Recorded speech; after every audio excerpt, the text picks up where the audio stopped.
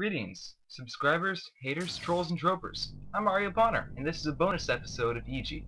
This is basically just me showing off some things such as boss fights and weapons I didn't get to use in the pacifist run. This is the battle against elite Krotera. At this point in the game, it's probably a good idea to have a rocket launcher against him. He has a lot of the other attacks elites have, such as the machine gun, rockets, and the MPFD. He also has turrets you can shoot up from the ground, but you can kick those into him for extra damage, which is probably one of the better ways to damage him if you don't have, heavy weaponry such as the machine gun or the rocket launcher. Because most of the time you're not going to have really powerful weapons by this point in the game. He also has a super move that's Spread Devastator. You gotta get behind him, which I failed at doing. It shoots out a ton of MPFDs, but fortunately Mercy Invincibility means you can survive it as long as you've upgraded your health a couple of times. The regular MPFD isn't much of a problem. In fact, he's actually a pretty easy first boss as long as you've prepared yourself for combat health-wise and weapon-wise. Heck, with the turrets, you don't even really need to prepare yourself weapon-wise, and you can just skip him. You're only going to fight him, though, if you've broken the truce. And, because I kept the truce, I didn't actually have to fight him. But he's not too much of a big deal anyway. But it has a pretty big effect on the plot anyway. And I did this in single sector play, so this isn't a pacifist run in the first place. Yeah, it didn't go very well, I guess you could say that. Well, anyway, because of what we've learned, we assume that the Tazen are all jerks like Krotera was, and we assume the best thing to do, we go along with Dan's idea. We think it's obvious that the Tazen are bad people, or rotten to the core, and so Iji will go along with Dan's idea, just calling the Kamado without any holdbacks because Valkatia wasn't there to, burst in and save the day. And so we go ahead and call in the Kamado anyway. It doesn't make much of a big difference in the end, but it does show the big difference between a pacifist run and the regular run. Now this is just a little short bit showing what normally happens with the Annihilator rush. Because normally I just used it in my heavy plays Iji video to run right through. But you can also use the plasma cannon to shoot the crud out of these berserkers. It's actually quite a bit of fun, especially hearing them screaming, "Sarah Taco! Sarah Taco!" This is actually one of the more interesting bits. But they go down pretty easily because it's the plasma cannon. I don't know if it's actually stronger than the regular plasma cannon, but whatever. And now here's another boss fight I didn't show, a rematch with Asha in Sector X. Now anyway, he can actually dodge the nuke this time. He can only be damaged by the shotgun or the buster gun, which is pretty dumb, in my opinion. But he's being ridiculous and refusing to dodge such a weak weapon. Well, whatever. We jump down here and he shows up and tells us to pay up for whatever reason, even though we're sort of broke.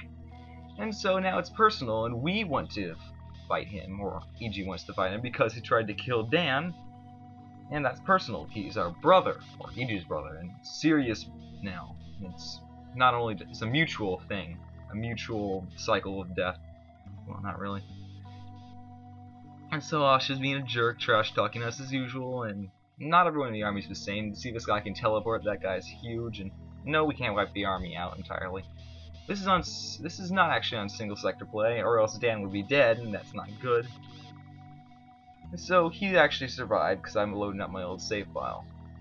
And so he's claiming he'll get wicked rich once he kills us. And now the big difference between the last fight is he has super weapons like that floor smash, and he's much faster. He has a bit more health, but he's much faster. He also has a couple of super moves. He also has trap mines he can drop on the floor like that, and he can shoot his gun in a circle. He's got another super move, he'll show it off later.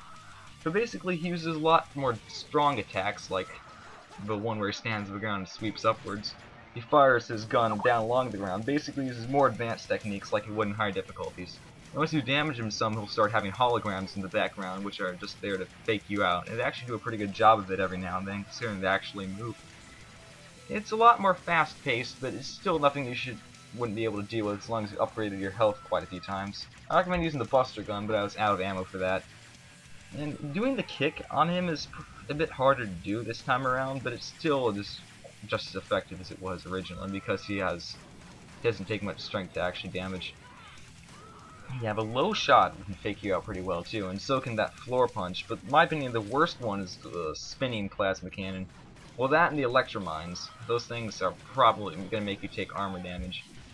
The floor punch isn't so bad if you get up or to the sides. He doesn't have much health like before, but you can't just nuke him to finish the fight off. It's fast-paced, it's frantic, it's one of the better bosses of the game, aside from Tor. And it's a darn shame you skip it on a pacifist run. It's just one of the few bosses I really don't like skipping. And then he's got that storm right there. It's pretty. This is ever super move. He's got 3 super moves actually, more than most ever bosses.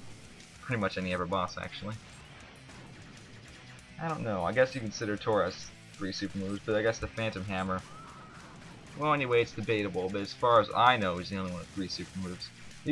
If you ever want to know more about the statistics or technical details of the game, you can just look up, the guide on Danny Remar's website. It's way more comprehensive than any Let's Play could ever be.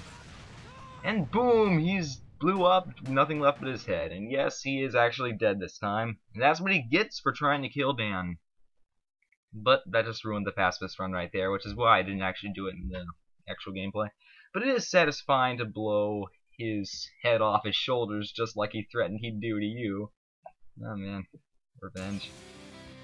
Well, anyway, after teabagging his helmet, we move on to the weapons section, demoing all the weapons I didn't actually show off. And some I did, because this game has some cool weapons. First off is a shotgun. It's got short range, armor damage, fairly good armor damage actually, but you're probably going to replace it with something else later on in the game. Either that, or just run past all the enemies, which you end up doing in the pacifist mode anyway. Pretty good, but there are better ones. Like, for instance, the machine gun, which takes a Tase instead of 3. It's good for long range. It's more accurate than the Tase and machine gun. It's got plenty of ammo, except in earlier levels. It's good for taking out foes at a distance, but it's not the ideal weapon for taking on a large enemy because it just simply does not do enough armor damage fast enough. For something like that, you're going to want to get the rockets. They require a Tase instead of 6. They combine with the range of the machine gun with the... They do actually do health damage. 2 health damage actually. They take down regular weak enemies and Tase and scouts in 1 hit. And they take down commanders in 3 hits. But ammo is pretty scarce early on in the game, and later on when the ammo's plentiful, there's better weapons and stronger enemies. Now the MPFE Devastator is absolutely amazing. Despite knocking you down, it does a massive 9 HP of damage, enough to kill most regular enemies, sends enemies literally freaking flying, and just looks amazingly cool and has one of the best noises. It's definitely one of the better weapons in the game, and it's a darn... It's required for getting some secrets because it literally sends you flying, like in order to get the banana gun. It's probably one of the best weapons for taking on annihilators as seen here, even if it does send you flying. You need to get a strength of 10 to keep it from sending you flying, but I sort of like the knockback from it. It lets you dodge certain attacks if you plan it out right.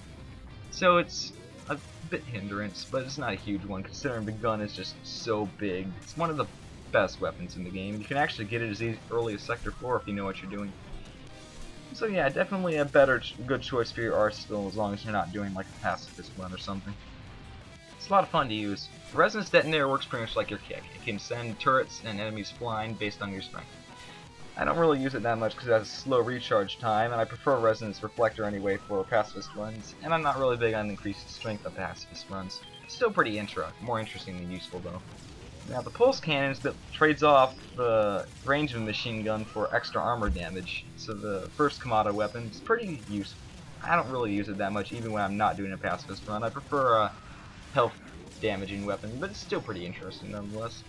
Now the shock splinter is pretty good. It not only does the same damage of a rocket and has the same range, as far as I know, it also has those splinters which do pretty good armor damage. But most of the time when we hit an enemy we're going to go flying and not necessarily get hit by the splinters. And then there's also the Cyclic Fusion Ignition System, which is awesome. It stun locks enemies to death within its beam range, and it does also massive damage. Ammo is quite scarce, but it's so darn useful. Well, not terribly darn useful, it's more impractical, but it's very cool. Now there are some other things, such as the Splinter Gun, which is one of the best armor damaging weapons of the game because it fires just so fast and literally deals massive damage to pretty much any enemy's armor. Because it fires so fast, and it also fires the extremely armor damaging splinters, and that you can't really reflect them at that range or when they're going that fast. That Berserker tried to and failed miserably. It's useful also for getting a couple secrets. Spread rockets are pretty useful more earlier in the game because you've also got the MPFB and Cyclic Fusion System and the Velocithor later on, but it's really cool. We've also got the Nuke, which is, despite what it sounds like, not a one-hit kill. It doesn't actually do that much damage, but it does hit everything on the screen, is needed for quite a lot of secrets, and it's pretty useful sometimes. The spread rockets are actually more powerful than you might think, but there are stronger weapons in the game, but they are actually pretty good, especially early on in the game. The nuke is also useful because it can hit everyone on the screen. It's more situational than anything else, considering it takes multiple blasts to kill a single berserker, see, like that.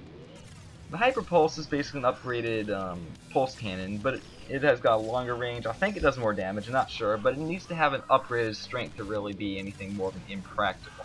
Because with it you can send people flying. If sending people flying is always good. The Plasma Cannon does 3 damage per shot and pierces through enemies. It doesn't go through walls though. Only Velocithor goes through walls, but it's still a quite useful weapon, assuming you manage to get one. It's not terribly useful against an Annihilator, just because it does not simply do quite enough damage. That's pretty cool regardless. Now the Velocithor is the game's biggest gun. It fires a massive laser beam which uses CFIS ammo, stun locks any enemy except Annihilators, and boss fights as far as I know, and it also does massive damage, pierces through walls, and is all around awesome. It's more impractical than awesome because it uses up so much CFIS ammo, but it is very, very cool. That's undeniable. The Resonance Reflector can bounce any projectiles like that, back like that. The Velocithor can stun lock regular enemies, see, like that, because it just damages them so fast they cannot recover. And so that's cool. The Buster Gun is more useful earlier in the game though, because it's a semi-automatic shotgun. It does a pretty good armor damage, but late in the game, Lob Kamado have twice the armor of Taisen troops. So yeah, it's somewhat useful earlier in the game. I ended up using it quite a bit early in the game, especially to take on some elites before I'm supposed to, like in Sector 2. It's pretty much the strongest weapon you get before getting the rocket launcher, and even then arguably it's somewhat stronger because it's just so fast firing. It's also pretty good for taking on Asha. And now this is Sudden Death Sector mode using the Scrambler, which screws up all the dialogue to produce hilarious and quirky results. For Sudden Death mode, everything, including yourself, is only 1 hit point and 100 armor. And Dan's talking blarg, apparently, so you can kick everyone to death, or you can just kill everyone with a single rocket. But you can die pretty easily too, so it's sort of a trade-off and gets pretty ridiculous later sectors. This one's pretty easy though, even with all force. So now, for real, we just need to hold App to jump higher to get up here. It's no big deal, it's just like in the original game where you had to hold App to jump higher. The drink we're weapon holding is the nano gun, and destroying the quadruple on our picky, or what? Tukus to be it. What? Is this the Scrambler swinging into Yiddish for some reason? Yeah, the Scrambler, as far as I know, is random as far as it goes for messing up text, but it's a lot of fun to use. You get it after killing Yukasebra in Sector X, which is something I probably should have shown off, but there's a bunch of guides on how to do it on YouTube. Just search up a poster guide. I was considering doing a guide for all the posters, but I really didn't feel like it. Because this, I thought, would be more interesting and more practical to anyone who intends on playing a regular playthrough of the game. Spatial bypass your rocket armor entirely. That needs to be like a tagline or something. And then we need to wormhole up, and we need to have a feeling. A personal nano field. Interact you to funk you up. That sounds a bit like the tagline for Just Dance 4 or something. Interact you to funk you up. When you assimilate enough Yukasebra, we reach the next level. Cyclic leveling up doesn't make you stronger. You must the use point. You can sue one to your right for rock. That's great. The convict upgraded your health stat. That was really nice of them. Assimilate string sliced fruitful can peanut sever stats. You'll be able to weird like 10 and so on. Or on soap, sorry. Autocorrected. I'll cough them now. A rock star ammo quacking. That's awesome too. It's just like word salad ridiculousness to a hyperball rare, so don't bother yet. Oh man. Non-grenade strength. The strength is awesome. A ship door. Drink a Taisen especially. It's only using inanimate objects. You got a physical, namely. Attack your kick. I'll attack my kick. A drink lift. They placed up others in this bunny with their own matter pyramid. This is some of the most brilliant dialogue ever written, because it's written randomly by the game's engine. It's one of the cooler features ever put in a video game. Don't be I think you're all set for awesome out. Oh man, I am awesome. Oh, man. What it is? I can barely even carry it devices tapped down straight. Yeah, I know, it should be hard to tap dance with a gun like that. Unless you print to fight, you won't be shatter anywhere. Pudding, and only y'all say this once. Just strike real for Tetron ahead. Yeah, there's a lot of shoutouts to other games such as Hero and Hero Core. Tetron's the final boss of both those games. So anyway, because this is sudden death mode, everyone dies real easy. But I do too, because you've only got one hit point. So upgrading your tasing stats is probably a good idea to get health damaging weapons. And so is upgrading your strength, because you can kill anyone in a single kick, which is absolutely awesome. But it requires getting close to them, and getting close to them is not good because taking collision damage is ridiculously damaging this early in the game without getting the armor upgrades. But fortunately, nano is pretty plentiful, so you shouldn't worry too much about running out of armor. Your biggest danger is either colliding into someone or getting hit by a rocket. Anyway, later on in the game, it just gets insanely hard in Sudden Death Sector. I haven't actually completed Sudden Death Sector past Sector 5. But anyway, on to more scrambling antics and more jumping around and shotgunning. This actually took a couple tries because I was an idiot and walked right into an enemy a couple times and I jumped right into a rocket once. It's not a huge deal though. Shotgunning some people. It's actually a bit harder because these guys normally have more health, but because of you can just kick people. But because of Sudden Death Sector, they only have 1 health point and 100 armor. Now up here is some stuff. There's a logbook. Oh yeah, all the unlockables are missing. The door to the jetpack area. Wait, there's a jetpack area? Awesome. The storage area mellow. That's ridiculous. At least our brains rebound well to the combat drugs, pushing us around. I could just go on all day playing this sector with the scrambler on. Heck, I definitely recommend you get the scrambler and then play the game with it on. It makes everything so ridiculous. And because it's completely random, you have no idea exactly what hilarity you're going to run into. It's a lot of fun, and Sudden Death Sector is a lot of fun too, even if colliding with enemies early on is going to tear through half your health, or armor in this case like that. Because then again, it's up to you if you want it, but now the more efficient way, the better. Oh, can kill you, zoinks! Upgrade not from this drive. We weird stop and weep for everyone you shoot. That's sort of strange, damn. Get over that as soon as abstract. It's ridiculous. Dot! And that's just beautiful. Absolutely beautiful. I seriously did not expect that to happen. But when it did, I literally was laughing my head off in the background. Not here. Just take my word for it, I was totally laughing. Anyway, that's saying the sound effects out loud to a whole new level right there, Iji. Not bad. So we're almost pretty much done with the sector, but fortunately we've got the machine gun, which is actually pretty useful considering it does more armor damage than you might think, because everyone just has 1 health point, so you can kill pretty much anything pretty easily with this. And because my machine gun is better than her machine gun, or its machine gun, I won. Pretty simple. Anyway, here's another logbook.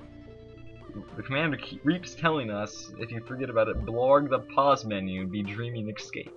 I don't know why blog keeps showing up. No idea. Well, anyway, that's pretty much the end of the bonus episode. I hope you enjoyed.